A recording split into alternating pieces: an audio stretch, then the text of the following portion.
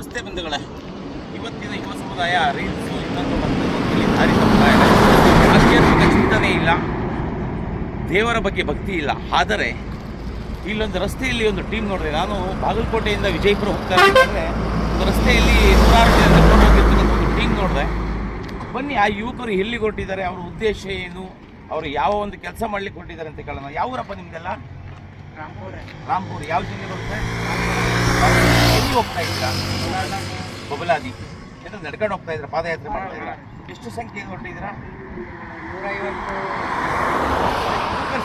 ಸಂಖ್ಯೆ ಎಷ್ಟಿದೆ? ಎಲ್ಲ ಯುವಕರೇ ಇದೆ.